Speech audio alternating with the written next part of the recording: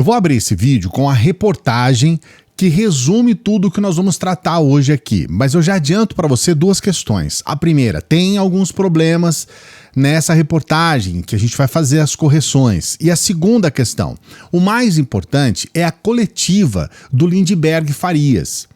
A coletiva eu vou trazer na sequência. Eu vou começar com a reportagem que é para você se inteirar sobre o que está acontecendo e para a gente colocar também aquilo que está sendo dito na grande mídia. É importante você saber. A gente faz as correções e eu trago para você a coletiva do Lindbergh Farias. Vamos à reportagem primeiro. A gente estava tratando, mostramos a entrevista coletiva ali, estávamos acompanhando que o deputado líder do PT na Câmara, Lindbergh Farias, deu depois de ter prestado depoimento à Polícia Federal. Pois bem, ele, em nome da bancada do PT, pediu à Polícia Federal o bloqueio de contas do ex-presidente Jair Bolsonaro e de remessas feitas pelo ex-presidente ao filho, deputado licenciado Eduardo Bolsonaro, que está nos Estados Unidos. Lindbergh pede, número 1, o deferimento dessa representação de pedido cautelar de interrupção imediata do fluxo de recursos financeiros com origem no Brasil e destinação ao exterior em favor de Eduardo Bolsonaro, que, como a gente disse, está nos Estados Unidos, e junto pede o bloqueio imediato das contas de Jair Bolsonaro, que Lindbergh aponta como autor de captação, entre aspas, irregular e financiador deste núcleo externo da trama golpista, de acordo com o deputado do PT. Também pede quebra de sigilo bancário e fiscal do investigado, Eduardo Bolsonaro, e de Jair Bolsonaro, e eventuais demais envolvidos nesta investigação específica de Eduardo Bolsonaro.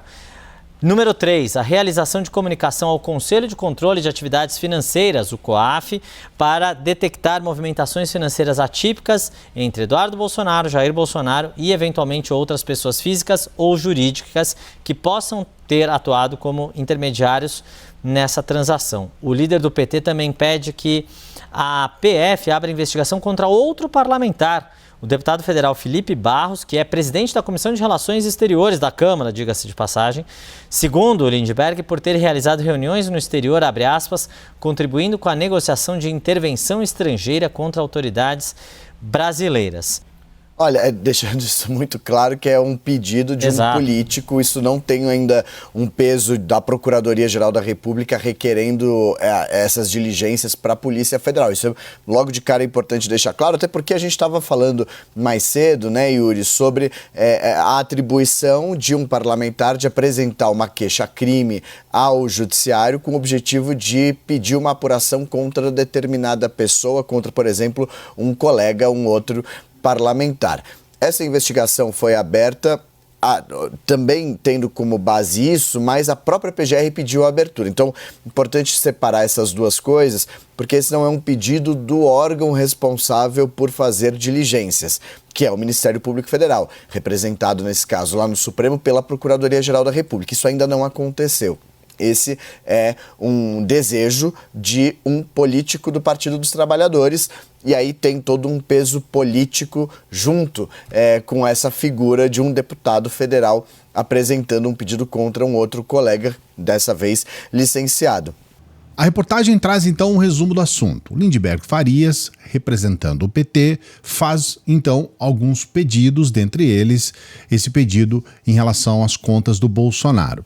Baseado no quê? Baseado naquilo que a gente inclusive trouxe aqui no vídeo do final de semana, onde a gente mostrou para você que de fato existe uma armação, uma combinação entre o Jair Bolsonaro e Eduardo Bolsonaro, para que o Eduardo Bolsonaro possa conspirar contra o Brasil nos Estados Unidos numa tentativa desesperada de tirar o Jair Bolsonaro da cadeia, algo que, a meu ver, é praticamente impossível. Ele será preso, não tem como ele não ser preso, mediante a quantidade absurda de crimes. Só que existe um problema aqui. Na reportagem, o comentarista diz que é somente um adversário político falando do outro adversário político, nada pode acontecer. Isso não é verdade. Por um motivo bem claro, a própria PGR já apontou a tal coação no curso do processo em uma outra ocasião, se referindo exatamente aos Bolsonaros. Então, essa proposta de trazer novamente, de embasar aquilo que está sendo feito em cima dessa proposta de falar, olha, coação no curso do processo é um dos pontos levantados pelo Lindbergh Farias. Isso não é uma coisa aleatória, é importante você saber. Isso está embasado sim. Então não é uma coisa de briguinha, de guerrinha entre dois partidos ou entre oposição e situação, como está colocado na reportagem. Eu vou avançar um pouco mais, eu vou trazer para você o que disse o próprio Lindbergh Farias. E aqui é importante você entender que existe fundamentação, existe um levantamento de provas. O próprio Lindbergh vai dizer, são mais de 600 falas do Eduardo Bolsonaro que foram colocadas ali, essas manifestações do Eduardo Bolsonaro, colocadas dentro do processo. Então existe embasamento jurídico. Não é só uma questão de crítica ou de opinião política, como está sendo colocado aqui na reportagem. E essa reportagem aqui, eu considero ela importante porque ela traz algumas questões que eu considero fundamentais nesse processo. Antes de trazer a reportagem, eu também quero mostrar aqui uma fala de hoje do Lula, que eu considero muito importante, porque ela coloca um freio de arrumação naquilo que muitas pessoas estavam criticando. O governo está deixando o STF à míngua e o STF está buscando promover a democracia no Brasil, está trazendo respostas para os problemas que poderiam vitimar o próprio governo, porque o golpe promovido, né, a tentativa de golpe contra o Lula tinha o Lula como, é lógico, todos nós brasileiros, mas o Lula como principal vítima.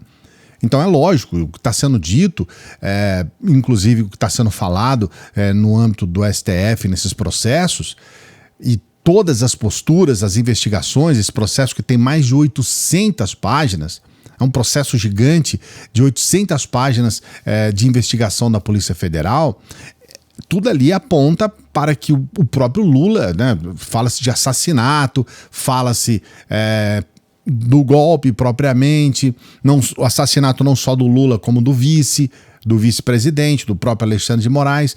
E o Lula hoje coloca uma fala muito incisiva para dizer, não, nós estamos sabendo o que está acontecendo e nós estamos indignados com isso. Veja essa fala.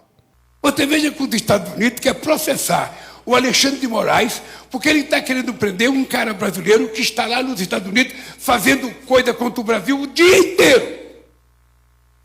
Olha que história dos Estados Unidos querer negar, sabe, alguma coisa e criticar a justiça brasileira. Eu nunca critiquei a justiça deles. Ele faz tanta barbaridade, eu nunca critiquei, faz tantas guerras, mata tanta gente. Por que eles vão querer criticar o Brasil? Uma fala muito importante que mostra que o governo, de fato, está ao lado da democracia e é uma base de apoio àqueles que estão lutando para defender a nossa democracia contra esses aloprados golpistas da extrema-direita. Eu vou trazer agora para você, então, essa coletiva do Lindbergh com os principais momentos e observe bem, preste bem atenção como está fundamentado isso. Muito diferente do que eu coloquei no começo, que é essa ideia de que é só uma briguinha entre PT e PL, PT e Jair Bolsonaro, o Eduardo Bolsonaro, é muito mais do que isso. Veja só. Olha, a gente entregou muitos documentos, mais de 600 manifestações do próprio Eduardo Bolsonaro. E para nós aqui está caracterizado vários crimes. Tem dois primeiros que são incontestes. Coação no curso do processo e também obstrução de justiça. Nós defendemos aqui com muita ênfase também em relação ao atentado violento contra o Estado Democrático de Direito. Por quê? Para nós é um golpe continuado. Teve o 8 de janeiro, teve a depredação do Supremo, do Parlamento, do Palácio do Planalto. Na verdade, começou antes, ao descredibilizar o sistema eleitoral, as urnas eletrônicas, depois com a Operação Punhal Verde e Amarelo, a minuta do golpe. Só que, na nossa avaliação, a conduta de Eduardo Bolsonaro ainda é a mesma. Qual a diferença do que Eduardo Bolsonaro faz com o de um daqueles golpistas que depredou o Supremo? É uma depredação simbólica do Supremo. uma articulação internacional para sancionar ministros do Supremo, procurador-geral, delegados da Polícia Federal. É isso que está sendo feito aqui. Então a gente fala também em relação ao Estado Democrático de Direito. O que a gente fez? A gente quis mostrar o nexo de causalidade entre as movimentações dele e vários fatos que aconteceram depois. Por exemplo, o deputado republicano Cory Mills.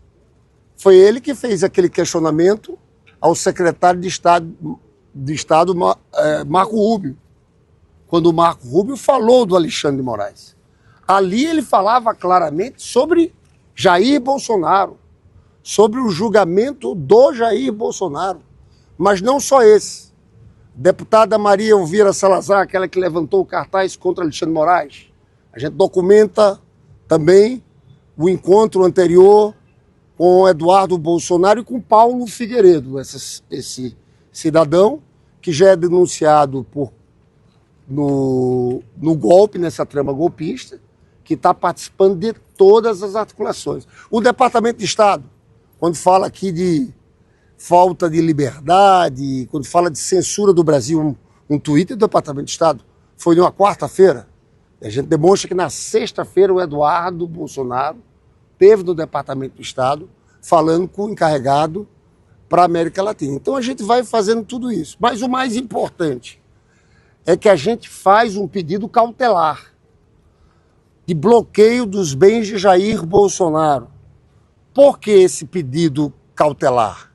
Veja, a gente sabe que o que Eduardo Bolsonaro está fazendo lá é atrapalhar a investigação.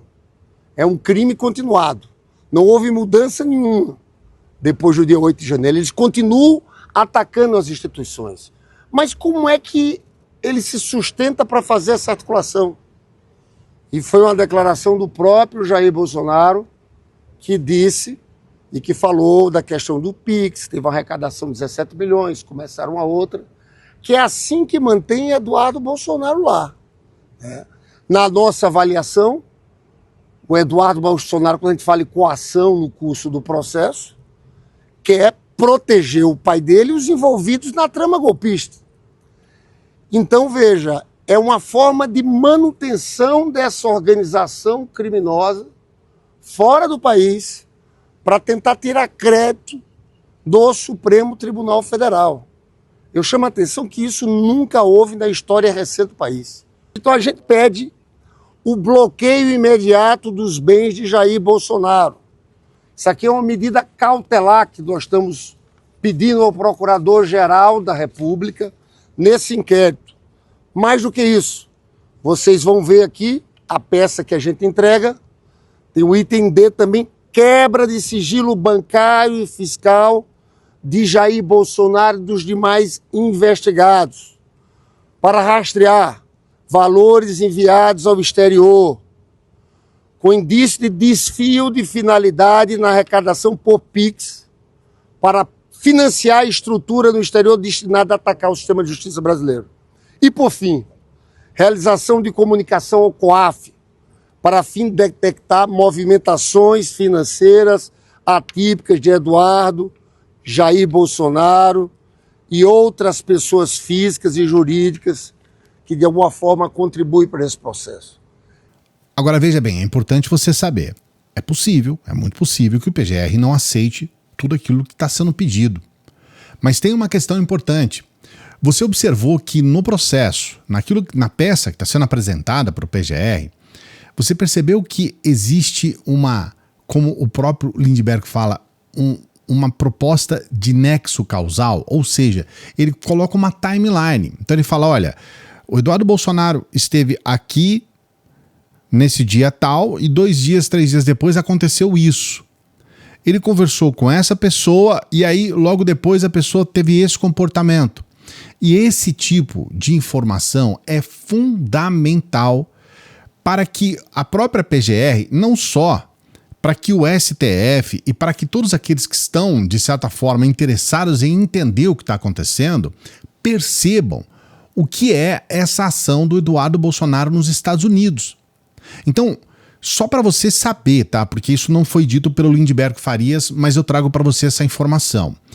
O Eduardo Bolsonaro, ele está conversando com pessoas que são extremistas de direita nos Estados Unidos. É óbvio que não são todos os deputados lá que são assim. Você tem 4, 5 deputados que estão dispostos a parar o seu trabalho, se é que tem algum trabalho, para poder dar margem, para poder dar sustentação para um sujeito que é filho de um ex-presidente lá do Brasil. Então, existe um grupo reduzido, nem meia dúzia de político de extrema-direita estadunidense, que está disposto a dar margem para o Eduardo Bolsonaro. Em cima disso, que é quase um nada, eles conseguem criar uma situação enorme. Veja bem, o Trump, nessa última ocasião em que falou a respeito da possibilidade de não permitir vistos de entrada no país para pessoas que ele julga, não, esse aqui é ditador, ou sei lá, esse aqui é contra a liberdade de expressão, qualquer coisa assim. Ele colocou essa postura como uma questão genérica que pode, inclusive, vitimar mais pessoas fora do Brasil do que aqui. Tanto que ele proibiu vistos para todos os estudantes chineses, que, logicamente, estão estudando nos Estados Unidos, obviamente.